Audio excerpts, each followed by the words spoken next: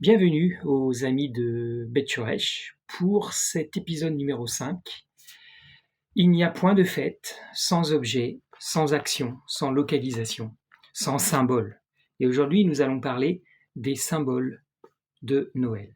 En introduction, je voudrais partager avec vous un passage en Lévitique chapitre 23 qui nous rappelle l'importance des actions et des symboles et des choses matérielles pour, d'une certaine façon, matérialiser notre croyance, matérialiser notre foi. Lévitique 23, verset 10.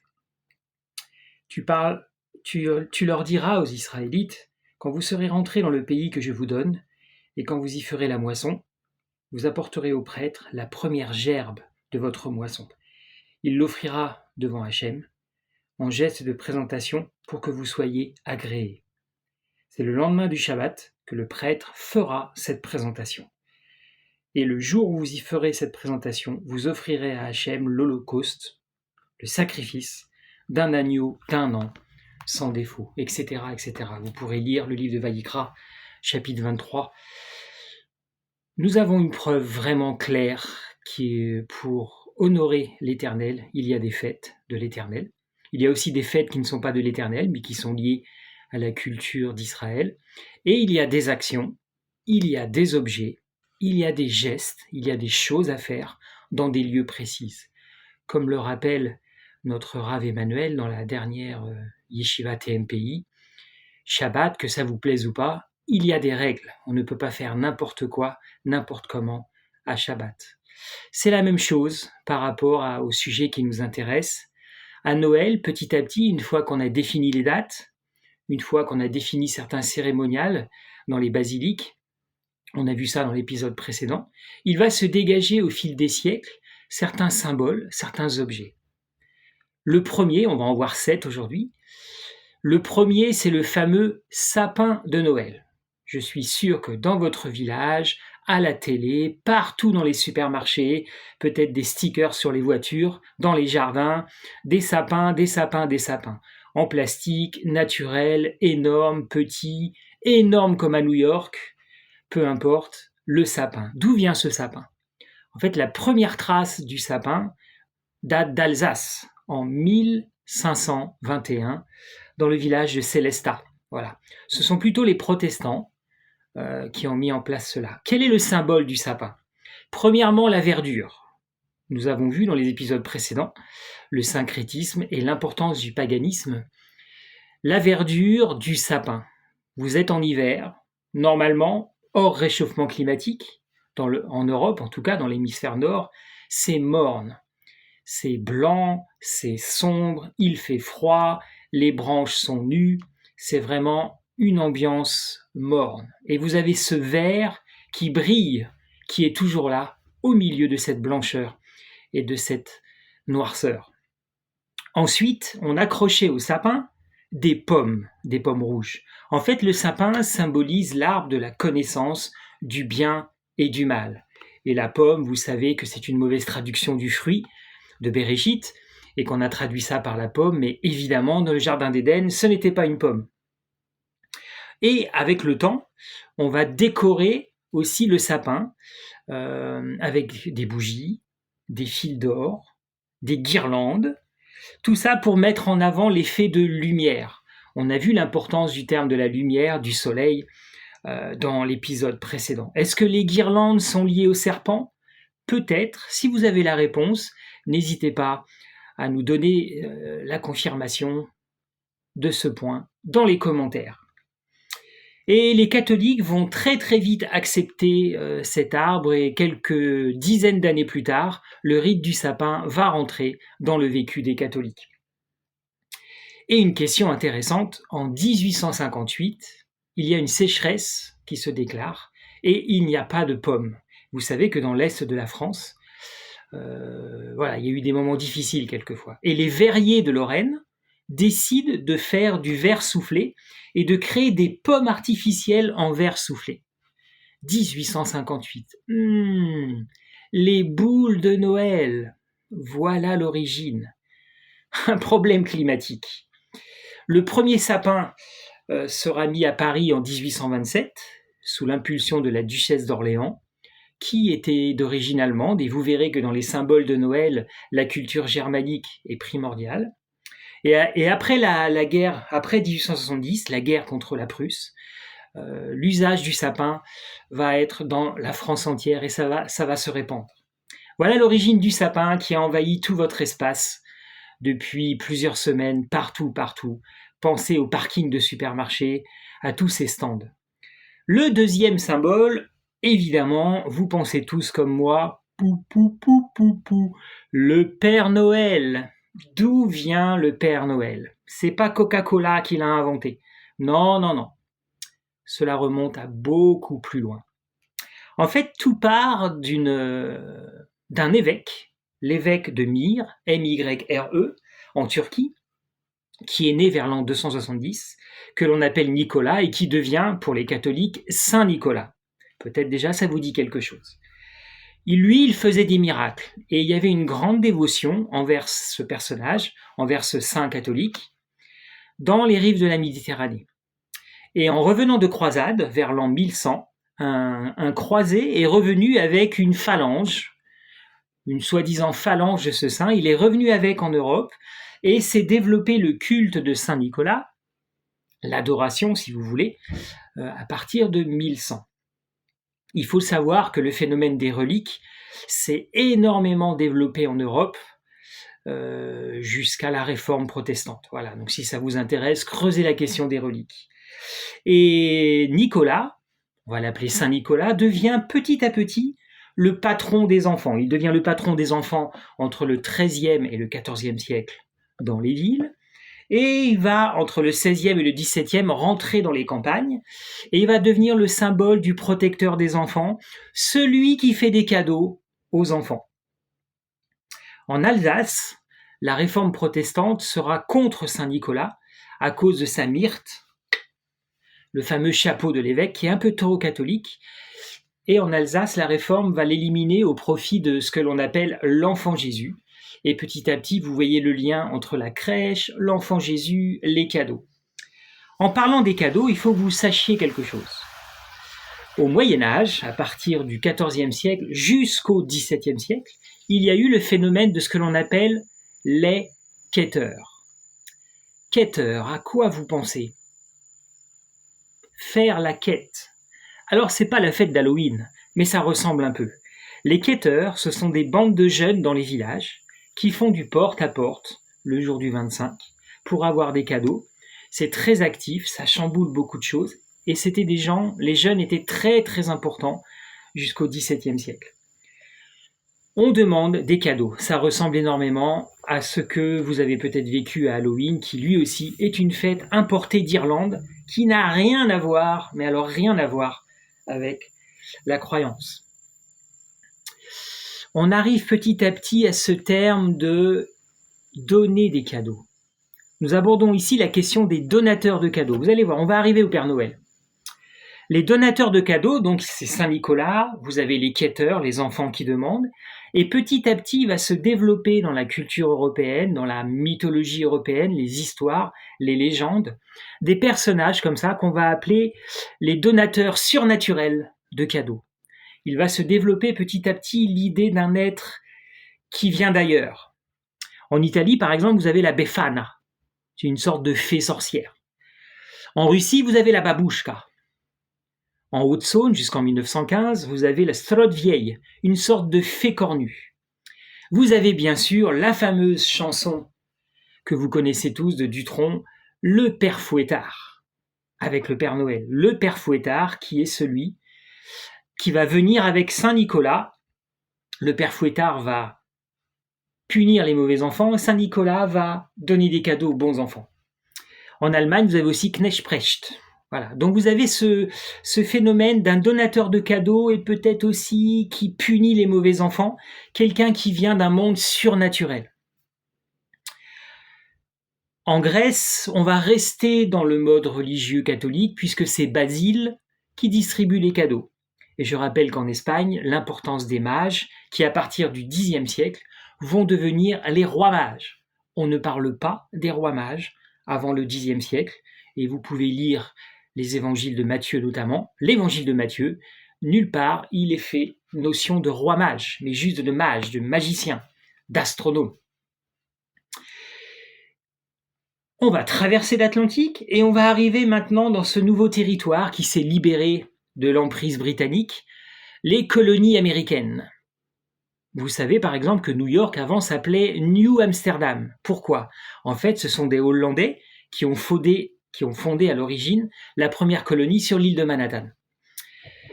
Fin XVIIIe siècle, le Saint-Nicolas néerlandais va s'implanter en Amérique. Et vous savez comment on l'appelle ? Santa Claus. Santa Claus, c'est le Saint-Nicolas néerlandais. L'avantage, c'est qu'il n'est pas lié à la culture britannique. Donc ça permet aux Américains, aussi dans cette croyance, de se détacher de la dépendance par rapport à l'Angleterre. Au début du XIXe siècle, les années 1800, c'est un tout petit elfe classique que vous retrouvez aussi dans la culture irlandaise. Et puis, à peu près en 70 ans, 80 ans, il va développer, je ne sais pas s'il fait de la muscu ou s'il mange des protéines, mais petit à petit, il va arriver à cet aspect physique que vous connaissez pour le Père Noël, beaucoup plus enrobé, la barbe. Et c'est en cela qu'en 1931, vous avez la fameuse publicité de Coca-Cola qui va reprendre cette image de Santa Claus qui a évolué physiquement, la fameuse image où il ouvre le frigo et il prend une bouteille de Coca, rouge et blanc, ce sont les couleurs de Coca-Cola. 1931. Le Père Noël n'a pas été inventé par Coca-Cola, il a été repris et comme d'habitude utilisé dans un esprit mercantile. Et Santa Claus va venir en Europe, va retraverser l'océan et va s'imposer, comme vous l'avez vu ces derniers jours et peut-être hier soir au réveillon, l'un de vous dans votre famille peut-être a joué le rôle, vous avez peut-être payé un comédien, je ne vous parle même pas des films américains. Et puis pour revenir sur cet aspect surnaturel, on a inventé cette légende d'un Père Noël qui vient de loin, qui traverse le ciel avec des rennes magiques, qui peut faire le tour du monde en quelques heures et qui bien sûr habite dans un village très très loin, en Finlande, en Laponie. J'ai eu un élève qui habite dans la région du village du Père Noël. Il nous a montré les images. Bien sûr, on a développé le tourisme. Voilà. La boucle est bouclée. On arrive au Père Noël dont tout le monde parlait hier soir. Voilà le symbole. Troisième symbole, beaucoup plus court, l'Avent. A-V-E-N-T. C'est un terme qui vient de Gaule et d'Espagne et qui symbolise une période qui rappelle le jeûne avant Pâques pour les catholiques, une période de préparation avant la fameuse fête. Cette période de l'Avent est introduite au IVe siècle et sera définie au Concile de Tours en 567 et les papes, la papauté va le définir en 4 semaines, il y a eu des évolutions entre 3 et 4 semaines, maintenant c'est définitivement 4 semaines. Vous voyez ici le lien avec le temps de préparation. Si vous vous souvenez bien, si vous découvrez cette plateforme, je vous conseille de chercher les vidéos qui s'appellent Temps de l'Homère. Les sages d'Israël, eux aussi, bien avant tout ça, avaient défini un temps de préparation avant la fête de Shavuot, un temps où on prépare son cœur, où on travaille sur son caractère, notamment à travers la méditation d'un livre de Pirkei Avot. Il ne s'agit pas simplement de méditer, mais d'agir et de s'améliorer pour arriver au pied de la montagne, pour entendre les commandements. La fête de Shavuot est en ce moment. La fête de l'Avent, c'est dans le même esprit en fin de compte. On retrouve encore ici quelque chose qui est récupéré des sages d'Israël et de la façon de vivre d'Israël. Quatrième symbole, peut-être vous en avez un, vous en avez offert un, surtout dans les entreprises, le fameux calendrier de l'Avent. Alors ça, le calendrier de l'Avent, c'est extraordinaire. Maintenant, ils en font pour les chats, pour les chiens. Il y a des calendriers de l'Avent avec des jouets, des chocolats, des choses incroyables. Ce calendrier de l'Avent vient d'Allemagne à la fin du XIXe siècle. Encore la culture germanique. Cinquième symbole, la fameuse couronne que peut-être vous avez vue dans votre quartier sur des portes. La couronne de l'Avent, cinquième symbole, cela vient de Prusse. Dans cette couronne, normalement, vous mettez 4 bougies que vous allumez à chaque dimanche de la période de l'Avent, avant Noël. Et là, c'est intéressant parce qu'on va revoir la foi d'Israël, l'histoire d'Israël, qui est récupérée dans cette pratique et dans ce symbole. La première bougie symbolise le pardon à Adam et Ève. La deuxième bougie, deuxième dimanche, c'est pour la foi des patriarches. La troisième bougie, troisième dimanche, célèbre la joie de David, qui lui-même célèbre son alliance avec Adonai, avec Elohim, avec Hachem. Et la quatrième bougie symbolise en l'honneur de l'enseignement des prophètes. Donc Israël, d'une certaine façon, l'histoire d'Israël est présente dans ces 4 bougies, encore une assimilation, encore une récupération. 6e symbole, le marché de Noël. On en a entendu parler, malheureusement pour des mauvaises nouvelles à Magdebourg. Il y a quelques années, c'était à Strasbourg. Les marchés de Noël, l'histoire vérifie qu'à partir du XVIe siècle, effectivement, l'histoire certifie qu'il y a des marchés en Alsace, en Allemagne et en Provence, avec les fameux santons, les santons de Noël provençal. On retrouve le thème de la cabane, un peu ce thème de retour à la nature, avec le sabin, avec la couronne verte. Voilà, et c'est intéressant de voir que peut-être près de chez moi, il y a un grand centre commercial avec une grande piscine, et on retrouve dans quelque chose d'hyper moderne, les petites cabanes en bois, symbolisent la tradition. Je peux vous dire que les prix élevés sont aussi traditionnels, très très souvent pour des choses made in China. On connaît tous les scandales du marché de Noël de Paris. 7e symbole, c'est plutôt une façon de penser. Le fameux esprit de Noël, c'est le 7e symbole. L'esprit de Noël, vous l'avez vu depuis plusieurs semaines à la télévision, sur TF1, peut-être la RTS, RTBF ou d'autres chaînes, au Québec, si vous nous regardez au Québec. Les fameux films américains, toujours les mêmes. Le fameux film rediffusé « Maman, j'ai raté l'avion »,« Maman, j'ai encore raté l'avion »,« Maman, c'est encore l'esprit de Noël ». D'où vient cet esprit de Noël? Et quel est cet esprit de Noël? L'esprit de Noël, c'est lié au 19e siècle et notamment à la révolution industrielle. C'est quoi cet esprit? Cet esprit, c'est tout simplement Noël, c'est un moment où on va dépasser les conflits sociaux, où on va passer au-dessus des classes sociales et des différences sociales pour vivre dans une sorte d'harmonie, de concorde. On l'a vu dans l'épisode précédent à propos de la Domus romaine. Noël, c'est un moment de trêve sociale dans un monde très dur. D'où vient cet esprit? Alors ça, c'est incroyable. Rien de spirituel. Dickens. C'est Dickens, dans son ouvrage de 1843, qui s'appelle Christmas Carol, le fameux roman Christmas Carol. C'est lui qui a défini cet esprit de Noël et c'est lui qui a lancé cette tendance d'ouvrages, de dessins animés qui tournent autour d'enfants misérables, d'enfants sans famille. On connaît tous Sans famille, on connaît tous La petite fille avec les allumettes, les contes de Grimm. Lisez Christmas Carol, regardez les dessins animés ou les films. Ça passe à chaque année. Et dans la culture américaine, anglaise, c'est un ouvrage très important. Dickens écrit que pour lui, c'est un moment crucial, Noël, où on va oublier la dureté de la vie. L'Angleterre, en 1843, en pleine révolution industrielle, c'était terrible. Les enfants travaillaient à l'âge de 6 ans. Si vous avez fait des études d'histoire, si vous vous souvenez de vos programmes, on parle de petits enfants de 6 ans qui travaillaient dans la filaterie d'Angleterre, qui allaient mettre leurs petites mains pour réparer les machines. Certains dormaient sous la machine, comme dans certains pays. Enfin, c'était terrible. Les femmes exploitées, les enfants exploités. Les quartiers très très pauvres de Londres. Souvenez-vous des Misérables de Victor Hugo, avec la maman de Cosette, qui était tellement pauvre qu'elle était obligée de se prostituer, de s'arracher les dents et de vendre les dents au dentiste. Victor Hugo aussi a parlé de ça. La misère, la misère. L'esprit de Noël permet de sortir de cela. Les films américains, la littérature, les contes. Et dans l'ouvrage de Dickens, il n'y a pas de Père Noël, mais il y a une sorte d'être surnaturel, une sorte de Dionysos géant, débraillé, sans chaussures, couvert de houx, une sorte de Hulk de Noël, si vous voulez. Voilà.